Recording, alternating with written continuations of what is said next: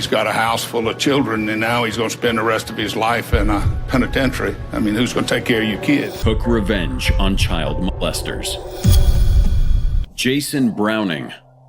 I just walked in and found a grown man molesting, and I got him in a bloody puddle for you right now, officer. July 18th, 2014.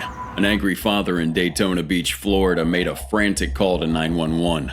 He reported that he had caught someone molesting his son and took matters into his own hands by beating that molester until he was knocked out, ready for the police to apprehend. The father, Jason Browning, described the scene to the dispatcher, stating that the assailant, Raymond Frolander, was still breathing but unable to speak. Frolander was lying on the floor, unconscious.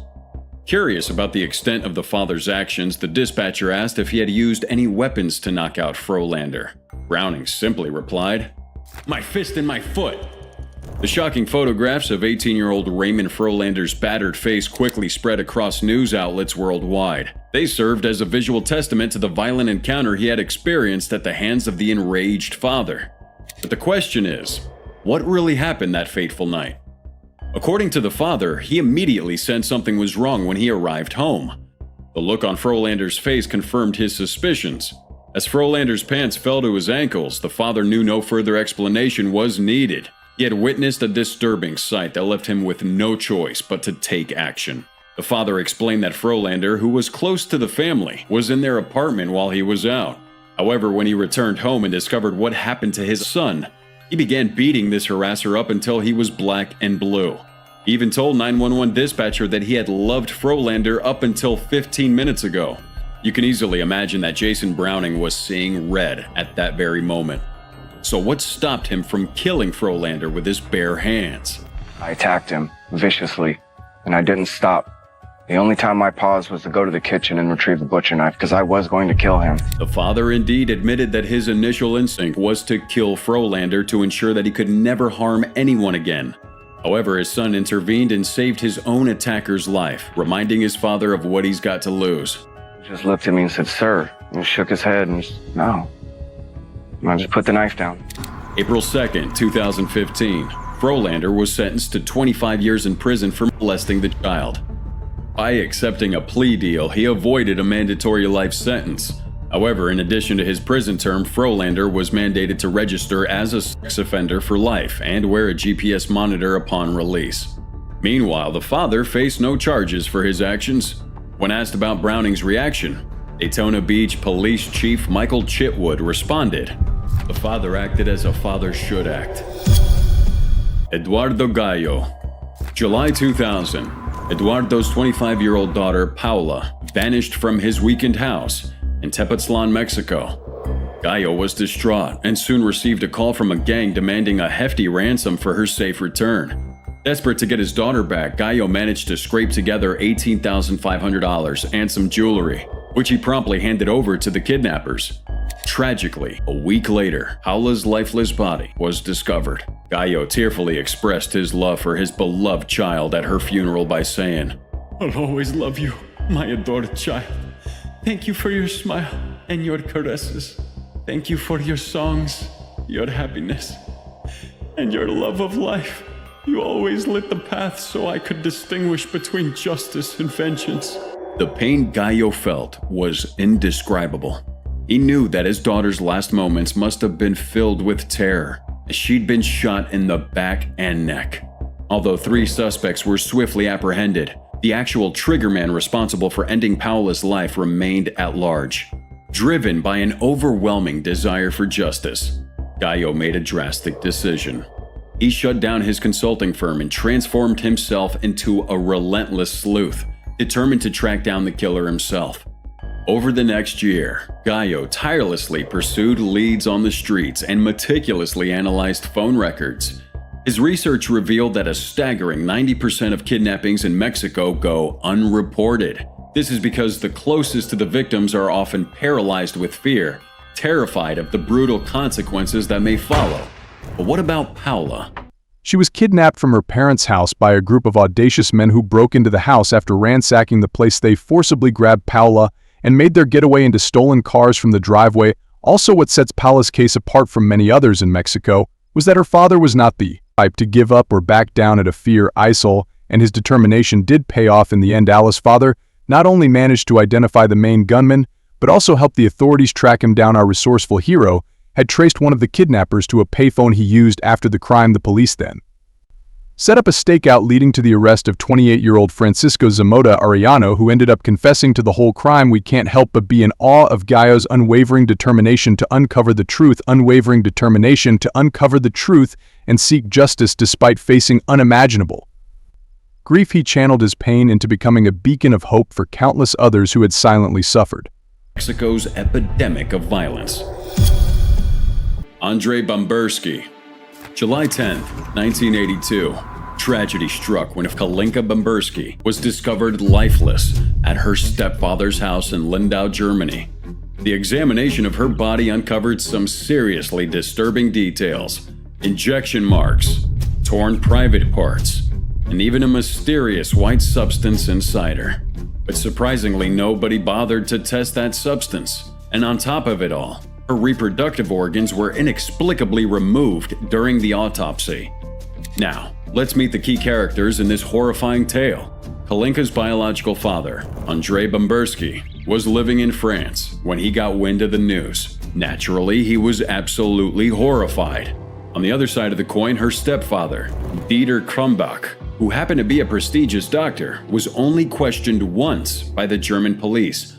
Just once. Can you believe that? It was only publicized later that he had also injected her with several other substances. But that wasn't enough, because Krumbach may have also been present at her autopsy. To make matters worse, when Bambursky finally got his hands on that autopsy report months later, the prosecutors had already closed the case, claiming no foul play. Andrei Bambursky was absolutely convinced that his daughter had been brutally assaulted and murdered, and he couldn't bear the thought of a powerful predator walking free.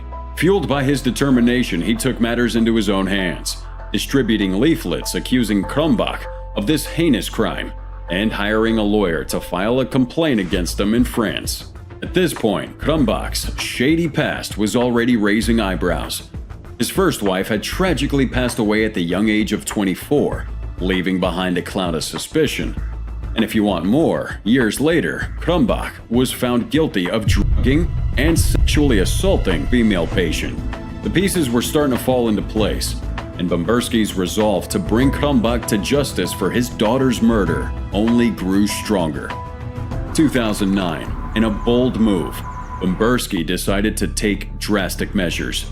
He orchestrated the kidnapping of Krumbach from Germany and arranged for him to be transported to France. Dropping him off at a nearby police station was a calculated move that ultimately led to Krumbach's arrest and subsequent conviction for the crime in 2011. The disgraced doctor received a sentence of 15 years in prison. He served a significant portion of that term, spending 9 years behind bars until he was released on medical grounds in 2020. It's hard to imagine the relief Bambursky must have felt knowing justice had finally been served, even if it was a long and challenging journey. However, Bambursky's actions didn't go unnoticed. 2014, he found himself on trial for the kidnapping, facing the consequences of his vigilantism. Ultimately, he was handed a 1-year suspended jail sentence for his actions. And well, we can bet that that was a price he was definitely willing to pay, for his story is the perfect testament to determination, sacrifice, and a father's unwavering love for his daughter. A Texan father. I need an ambulance. Okay. I need an ambulance. The guy was wrecking my daughter and I need him up. June 9th, 2012. On a ranch on the outskirts of Shiner, Texas, the adults were shoeing a horse while a girl and her brother went to feed the chickens. In a distressing incident, a 47-year-old man named Jesus Mora Flores, who worked as a farmhand for the family, forcefully took the girl and brought her to a secluded shack. The girl's brother immediately ran to inform their father, a 23-year-old man whose identity remains undisclosed. Fueled by his daughter's cries for help, the father hurried towards the source of the commotion. As he burst into that shack, a horrifying sight greeted him. Both Flores and his daughter had their underwear removed. The father pulled Flores off the girl in a blind rage and started beating him with his fists. He mercilessly struck Flores' head and neck until he knocked him out. The father immediately dialed 911, desperately pleading for help. His cries for assistance reverberated through the phone lines, his emotions spiraling out of control. In his frantic state, he admitted to beating up the man who had violated his daughter, urging the dispatcher to hurry as the man's life hung in the balance. At one point, he exclaimed, "Come on, this guy's gonna die on me. I don't know what to do." By the time the police arrived at the scene, The attacker Jesus Mora Flores had already succumbed to his injuries. During the trial, the father's attorney emphasized that her client, a peaceful member of the community, had no intention of killing anyone on that fateful day. The father's actions were solely driven by the instinct to shield his child from harm. Also, witnesses reported seeing Flores forcefully carrying the girl into that secluded area within the family's ranch that triggered the father's instincts, compelling him to save his child. Later, the Lavaca County grand jury determined that the father's actions were justified. They chose not to indict them, aligning with the conclusions of the police, who had thoroughly reviewed the evidence. Grand jury acknowledged that the father had acted within his rights to protect his daughter, allowing the use of deadly force to ensure her safety. And despite the tragedy that shook the small Texan County, its residents rallied behind the father, recognizing the depth of his love and understanding what a parent would do through to protect their family. Gary Plauché. March 16, 1984. Gary Plauché was anxiously waiting at the airport.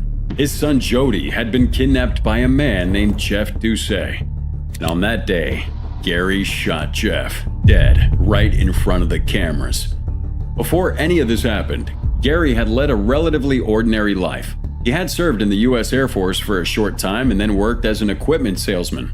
He even dabbled in camera work for a local news station. Nothing too crazy, just a regular guy trying to make a living. But then, everything changed. February 19th, 1984. Something unimaginable happened to Jody Plauché, an innocent boy. His karate instructor Jeff Doucet offered to take him for a quick ride. Jody's mom June didn't think twice about it. After all, Doucet was a trusted member of their community and had been teaching karate to their kids for a while. Little did you know that Doucet had ulterior motives. Instead of a short joy ride, he took Jody on a bus all the way to the West Coast. Along that way, Doucet decided to change their appearances. He shaved his beard and dyed Jody's blonde hair black, hoping to fool anyone who might be looking for him. They ended up near a cheap motel near Disneyland in Anaheim, California. But this wasn't a fun vacation. Inside the motel room, Doucet did something terrible. He assaulted Jody, his own student. Eventually, Jody mustered up the courage to ask Doucet if he could call his parents. Surprisingly, he allowed it. Jody's parents wasted no time and immediately alerted the police. They traced that, all managing to apprehend Doucet. Meanwhile, Jody was put on a flight back home to Louisiana, finally safe from his captor. Despite finding his son, Plauché couldn't shake off his unease. Spent the next few days held up in a local bar called the Cotton Club, anxiously asking anyone if they could find when Doucet would be brought back to Baton Rouge for trial. By sheer luck, a former WBRZ news colleague was there, informing Plauché that the disgraced karate instructor would be flown in at 9:08 a.m. Plauché wasted no time, heading straight to the Baton Rouge airport. Disguised with a baseball cap and sunglasses, he entered the arrivals hall, concealing his face. Making a quick call from a payphone, he noticed the WBR news crew preparing their cameras to capture the moment when Jeff would be escorted off the plane by a caravan of cops. As they passed by, Plauché swiftly retrieved a gun hidden in his boot and fired a fatal shot into Doucet's head.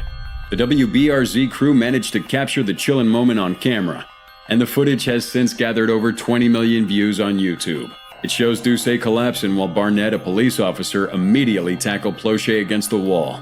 During the chaos, Barnett shouted at his friend, demanding an explanation for his actions. Through tears, Plauché responded, "If someone did that to your kid, you'd do the same." While Plauché had taken the life of a child molester, the law still considered it murder. He would face trial, uncertain if he would walk free or be imprisoned. Initially charged with second-degree murder, Plauché eventually agreed to a plea bargain, pleading no contest to manslaughter.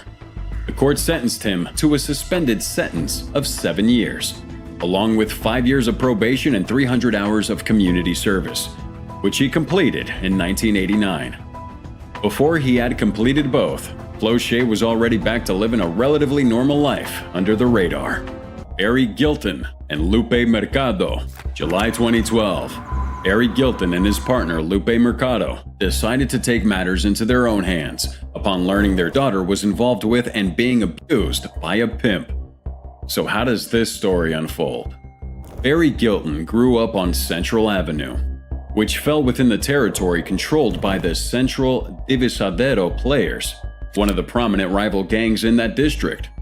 Although some of Barry's extended family members were associated with the CDP, he never actively engaged in their criminal activities or became a gang member himself. Eventually, Barry moved away and started a family with his partner, Lupe Mercado, raising 4 children, including their daughter, Leticia. Trouble found Leticia when she decided to move to LA. There she became involved with Calvin Sneed, a pimp. At first, Sneed deceived her by pretending to be in a romantic relationship with her. However, he soon resorted to threats and violence to keep her trapped in the world of prostitution. Barry and Lupe were devastated when they discovered the horrifying truth about what Sneed had done to their daughter. They desperately tried to convince her to return home to San Francisco, but she stubbornly refused to leave Sneed's clutches. Frustrated and fearing for their daughter's safety, Barry made a life-altering decision. He reached out to his cousin, Antonio Gilton, and his friend Alfonso Williams, both members of CDP, seeking their help in eliminating Sneed. June 4th, 2012 wasn't a good day for Sneed while he was on his way to pick up Leticia. Out of nowhere, an SUV pulled up next to his car and the people inside were armed with at least 2 guns. Chaos ensued when they started shooting at his car, causing him to lose control of his Corolla and crash into a parked van at the top of the street. Initially, California authorities charged Barry and Lupe with the murder. However, just before their trial, the U.S. Attorney decided to indict him under the Racketeer Influenced and Corrupt Organizations Act, or RICO, and the Violent Crimes in Aid of Racketeering Act, also known as VICR. This unexpected twist meant that Barry and Lupe ended up spending 5 to 6 years in federal prison before their trial even began. The prosecution had to prove that Barry and Lupe had agreed to help with the criminal enterprise, but the evidence didn't cut it. The prosecution's arguments were all based on guesswork, instead of solid evidence showing Barry's intentions to back up the gang. So it totally made sense for the district court to let Barry and Lupe off the hook in this racketeering case. However, they were charged and convicted of being accessory to murder. Marianne Bachmeier. March 6, 1981. Marianne unleashed a hail of bullets in a packed courthouse in what was then West Germany. Her target? A 35-year-old criminal standing for the brutal murder of her daughter. He died after taking 6 of her bullets. Immediately, Marianne became an infamous figure. Her subsequent trial, closely followed by the German public, raised a burning question. Was her quest for vengeance justified in the face of her child's senseless murder? Fast forward 40 years, and the case still lingers in the collective memory as the most spectacular example of vigilante justice in post-war German history. But before she earned the moniker Germany's Revenge Mother, Marianne Bachmeier was an ordinary, struggling single mom, trying to make ends meet by running a pub in the 1970s. May 5th, 1980. Marianne's world was shattered when her beloved daughter was discovered lifeless. On that tragic day, this girl decided to skip school after a heated argument with her mother.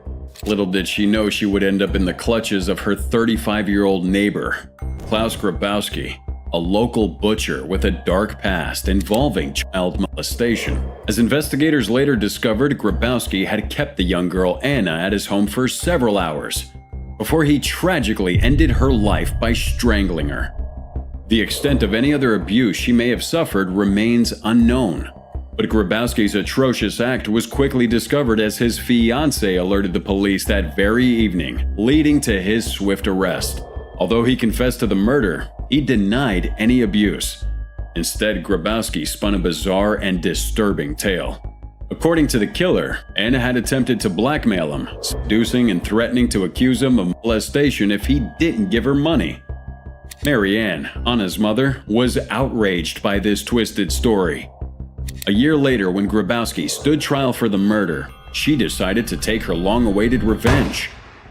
During the 3rd day of the trial, Marianne managed to sneak a Beretta 70 into the courtroom. She used that weapon of fatally shoot Grabowski with precision. She aimed that gun at his back and pulled the trigger 7 times. 6 of those shots found their mark, instantly ending his life. Marianne then calmly lowered her gun and surrendered without any resistance, and ultimately found herself on trial for murder. During the trial, Marianne testified that she had dreamt of shooting Grabowski and even claimed of seeing visions of her beloved daughter in the courtroom. In her own words, she said, "I did it." For UN in 1983, the court ultimately convicted Mary Ann of premeditated manslaughter, sentencing her to 6 years behind bars. September 17, 1996, Mary Ann Bachmeyer passed away at the age of 46 after a battle with cancer. She was laid to rest beside her precious daughter, Anna. Kenneth Faulkner, July 2015, Maury County, Tennessee. Father's protective instincts led to a shocking confrontation. Kenneth Faulkner couldn't stand the thought of Thomas Williams, a man accused of soliciting his 2 daughters, getting away with just 3 years of supervised probation as punishment. Faulkner's anger reached its boiling point, resulting in a violent encounter that ultimately led him being in handcuffs. But how did everything start? Late 2014, Faulkner, a devoted father in his 30s, had a gut feeling that something was wrong with his 2 daughters. He suspected abuse and wasted no time in reporting it to the Columbia Police Department. It turned out that his daughters were being abused by Williams, whom they thought were related to. Through marriage, March 2015, the Amur County grand jury indicted Williams on 2 counts of solicitation of a minor. This charge involves unlawfully persuading or enticing a person under the age of 18 to engage in inappropriate activities. Williams was arrested in April and held on a $2,000 bond. However, he managed to make bail on the same day. Faulkner was deeply affected by the seriousness of this situation and was determined to ensure justice was served when he heard the news of Williams' guilty plea, which wouldn't result in any jail time. Faulkner's anger reached its peak. Driven by overwhelming emotions, Faulkner confronted Williams directly. Recalling the encounter, Faulkner described how Williams opened his door and stepped outside. Faulkner couldn't help but ask him why he had done such a terrible thing to his children. Williams could only respond with, "I don't know." That's when Faulkner lost control and started physically attacking him. Williams later said that Faulkner had punched him in the face and forcefully pushed him down the stairs. Faulkner didn't stop there and continued to assault Williams, striking him multiple times. The severity of the confrontation led to Williams being taken to a local hospital. Williams did no jail time. A circuit court judge acknowledged that Williams hadn't gotten off lightly, but also noted that he hadn't been charged with physically touching the girls. On the other hand, Faulkner found himself arrested and charged with aggravated assault. In response, Faulkner said, "I did it for my daughters. Would I go to jail for my daughters? You're damn right I would. It's not right.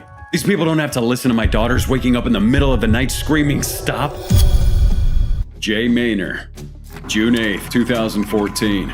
A man from Alabama named Jay Maynor took matters into his own hands and fatally shot his daughter's abuser. But let's get into this story a bit deeper. 2002, Raymond Earl Brooks, the adopted grandfather of Jay Maynor's daughter Julia, pleaded guilty to abusing her and only ended up serving a measly 18 months for that heinous crime. It's unimaginable. Now you might be wondering what pushed Jay to the edge and drove him to kill his daughter's attacker after a staggering 14 years. Well, it all comes down to Julia. Picture this, a girl, innocent and vulnerable, enduring unimaginable pain at the hands of her own adopted grandfather. Brooks, who had raised Julia's mother as his own until she turned 21, was supposed to be a figure of trust and love. Instead, he shattered their lives with his sickening actions. Fast forward to that fateful day in 2014. Julia, a mother of 3, was still grappling with PTSD, a condition that had taken a toll on her marriage. She was also infuriated by the fact that the man who had stolen her innocence and shattered her life had only received a minor punishment. And Jay, a father who had witnessed the devastating impact of Brooks' abuse on his daughter, could no longer bear the weight of justice failing him. In a moment of desperation and fueled by a father's love, Jay Maynor made a decision that would change everything.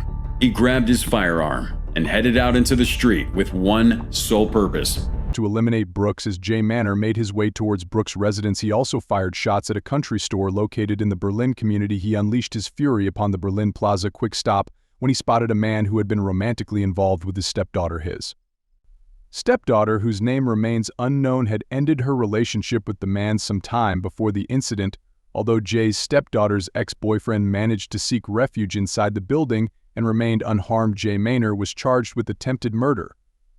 Julia Maynor later explained why her dad decided to shoot at her stepdaughter's ex-boyfriend, claiming that her father targeted this man due to his abusive behavior towards her stepsister.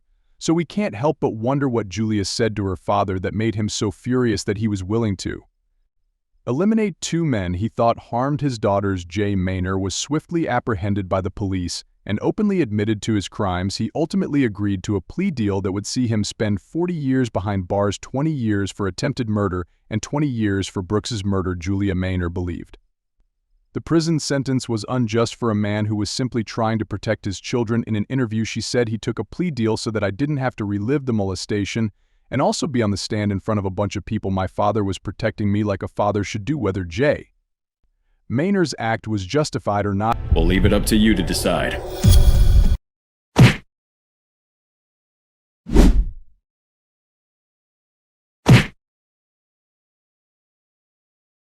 You kid.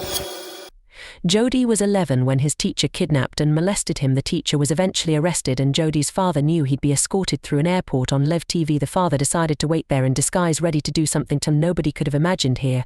A pair